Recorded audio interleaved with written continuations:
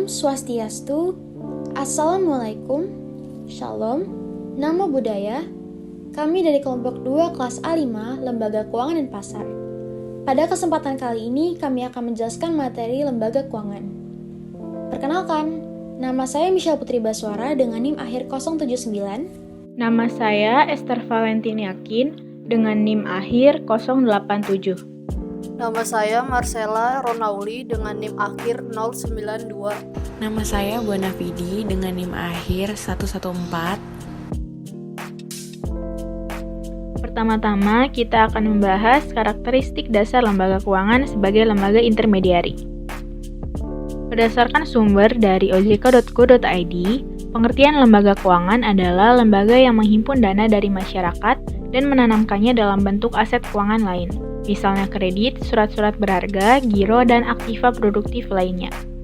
Sedangkan intermediasi keuangan adalah proses atau kegiatan pengalian dana dari penabung kepada peminjam, sehingga lembaga intermediasi keuangan adalah suatu lembaga yang kegiatannya menyalurkan dana dari pihak surplus atau yang memiliki kelebihan dana kepada pihak defisit atau yang memiliki kekurangan dana.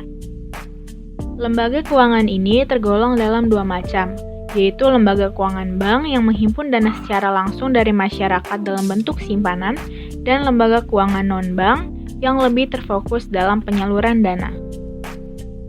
Berdasarkan sumber dari buku 2 perbankan, sikapi uangmu.ojk.id, proses intermediasi dilakukan oleh lembaga keuangan dengan cara membeli sekuritas primer yang diterbitkan oleh unit defisit dan dalam waktu yang sama mengeluarkan sekuritas sekunder kepada penabung atau unit surplus. Sekuritas primer antara lain dapat berupa saham, obligasi, perjanjian kredit, dan sebagainya, sementara sekuritas sekunder dapat berupa simpanan dalam bentuk giro, polis asuransi, reksadana, dan sebagainya. Bagi penabung, simpanan tersebut merupakan aset finansial, sedangkan bagi bank merupakan utang. Namun, sekuritas sekunder tersebut dapat dialihkan menjadi aset finansial, misalnya dengan cara memberi pinjaman kepada unit defisit atau dengan membeli surat-surat berharga di pasar uang dan pasar modal. Berdasarkan sumber dari buku Lembaga Keuangan oleh Irma Sari dan buku 2 perbankan sikapi uangmu.ojk.id, lembaga keuangan sebagai lembaga intermediasi memiliki beberapa peran. Yang pertama, pengalihan aset atau asset transmutation. Di sini, lembaga keuangan akan mengalihkan aset dengan cara memberikan jaminan kepada pihak yang membutuhkan dana dalam jangka waktu tertentu. Dana yang dialihkan ini berasal dari simpanan masyarakat yang menabung di lembaga keuangan. Yang kedua, likuiditas. Likuiditas berkaitan dengan kemampuan memperoleh uang tunai pada saat dibutuhkan. Lembaga keuangan akan membantu unit ekonomi yang membutuhkan uang tunai dengan menyalurkan kelebihan uang tunai yang berasal dari unit ekonomi surplus. Yang ketiga, realokasi pendapatan atau income relocation. Lembaga keuangan memberikan fasilitas bagi masyarakat yang menyimpan uangnya, yaitu dengan sekuritas sekunder yang dikeluarkan oleh lembaga keuangan, sehingga aset penyimpan dana akan jauh lebih terjaga nilainya dan terhindar dari risiko kerugian yang besar. Yang keempat, transaksi atau transaction. Lembaga keuangan juga memiliki manfaat besar dan peranan yang penting dalam penyediaan jasa yang mempermudah transaksi keuangan. Dengan adanya lembaga ini, masyarakat bisa menghemat waktu dan tenaga dalam melakukan kegiatan yang berhubungan dengan keuangan. Selanjutnya, kita akan membahas jenis-jenis lembaga keuangan. Yang pertama adalah lembaga keuangan bank. Kata bank mungkin bukan hal asing lagi bagi masyarakat karena sebenarnya kita sering melihat bentuk fisik dari bank itu sendiri, seperti Bank BCA, Bank Mandiri, dan lain-lain. Nah, bank ini dibagi menjadi 3 jenis, yaitu bank sentral, bank umum, dan bank perkreditan rakyat. Bank sentral adalah bank yang berperan penting dalam suatu negara karena memegang kendali atas kebijakan moneter. Tugas utama bank sentral adalah menetapkan dan melaksanakan kebijakan moneter. Hal ini dilakukan agar peredaran mata uang di suatu negara terkendali. Selain itu, kebijakan moneter harus dilakukan untuk mendorong pertumbuhan ekonomi nasional. Tugas yang kedua adalah mengatur dan menjaga kelancaran sistem pembayaran. Bank sentral berperan penuh dalam melahirkan aturan, standar, kesepakatan, dan juga prosedur untuk digunakan dalam mengatur peredaran uang. Yang ketiga adalah mengatur dan mengawasi perbankan agar stabilitas sistem keuangan tetap terjaga. Di Indonesia, bank yang berperan sebagai bank sentral adalah Bank Indonesia. Lalu, jenis lembaga keuangan bank yang kedua adalah bank umum. Bank umum adalah usaha yang menghimpun dana dari masyarakat dalam bentuk simpanan dan menyalurkannya kembali dalam bentuk kredit dalam rangka meningkatkan taraf hidup masyarakat. Ada beberapa jenis kegiatan yang dilakukan bank umum, yaitu funding atau menghimpun dana dalam bentuk tabungan seperti giro, deposito, dan lain-lain, dan lending atau memberikan kredit. Bank umum terbagi atas dua kategori, yaitu bank umum devisa dan bank umum non-devisa.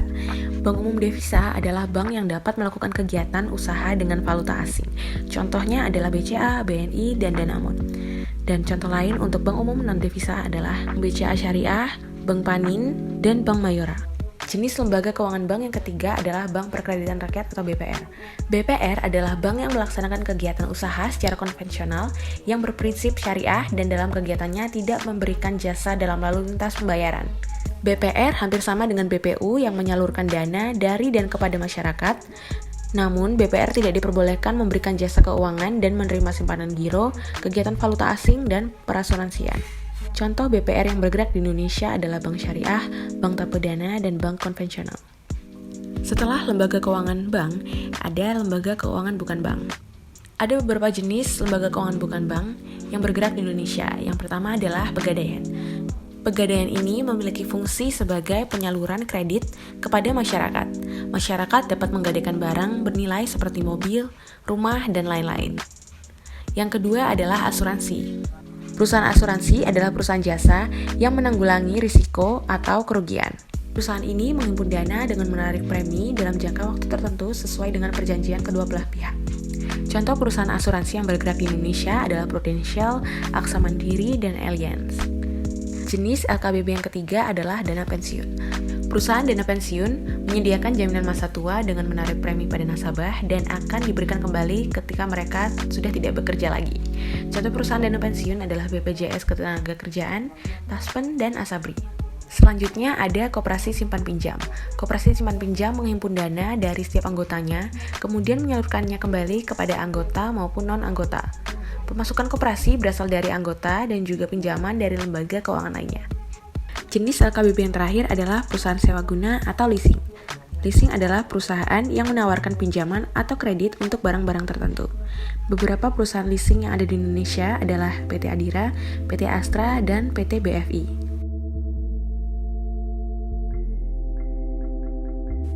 Selanjutnya adalah risiko yang dihadapi lembaga keuangan.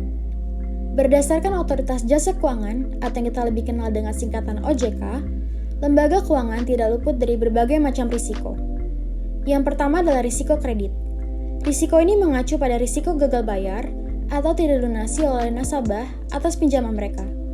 Faktor tambahannya berhubungan dengan sektor keuangan mikro seperti koperasi.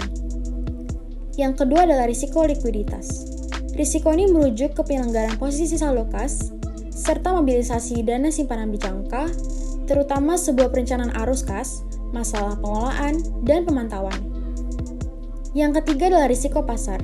Risiko ini mengacu pada risiko kerugian karena perubahan biaya dana di pasar dan biaya investasi yang dilakukan oleh lembaga keuangan mikro.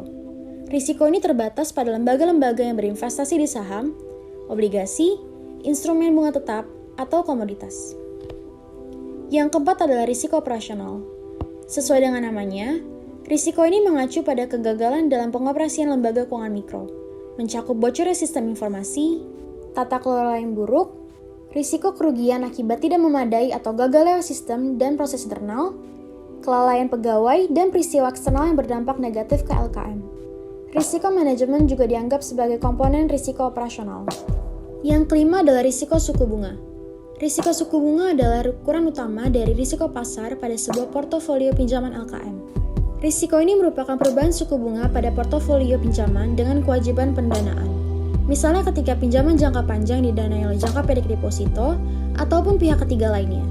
Hal ini merupakan sebuah masalah yang terjadi ketika lembaga keuangan mikro atau yang kita tahu dengan LKM tidak mampu menyesuaikan suku bunga kreditnya yang memiliki jangka waktu relatif.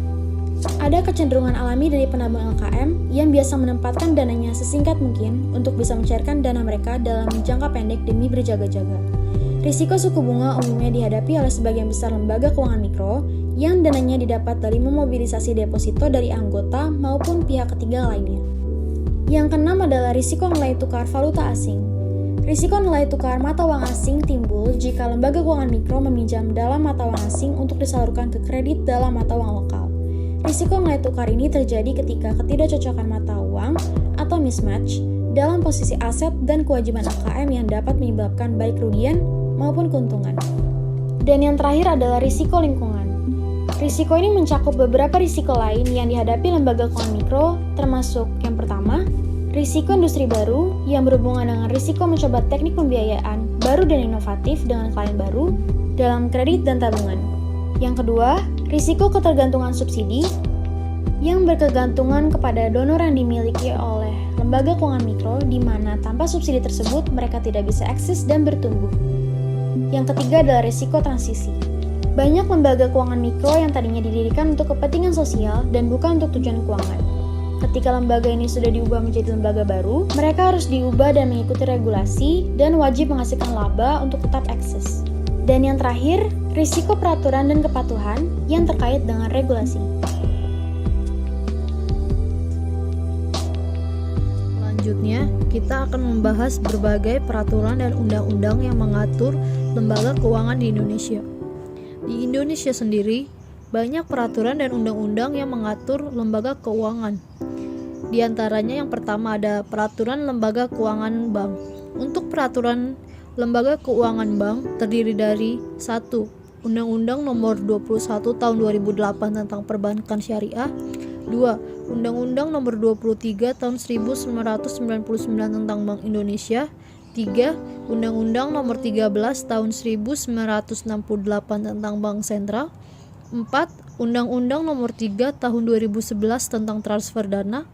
5. Undang-Undang Nomor 24 Tahun 1999 tentang Lalu Lintas Devisa dan Sistem Nilai Tukar. 6. Undang-Undang Nomor 7 Tahun 1992 tentang Perbankan yang diubah dengan Undang-Undang Republik Indonesia Nomor 10 Tahun 1998. Selanjutnya, ada Peraturan Lembaga Keuangan Bukan Bank. Untuk Peraturan Lembaga Keuangan Bukan Bank terdiri dari 1. Undang-Undang Nomor 1 Tahun 2013 tentang Lembaga Keuangan Mikro yang disahkan dan diundangkan pada tanggal 8 Januari 2013. 2. Ada Undang-Undang Nomor 8 Tahun 1995 tentang Pasar Modal. 3. Peraturan Menteri Keuangan Nomor 18/PMK.010/2012 tentang Perusahaan Modal Ventura. 4. Undang-Undang Nomor 2 Tahun 1992 tentang Usaha Perasuransian. 5. Undang-Undang Nomor 7 Tahun 1992 tentang Perbankan. Pasal 6 huruf I yang memberi alas hukum kepada bank untuk melakukan kegiatan faktoring. 6. Undang-Undang Nomor 11 Tahun 1992 tentang dana pensiun.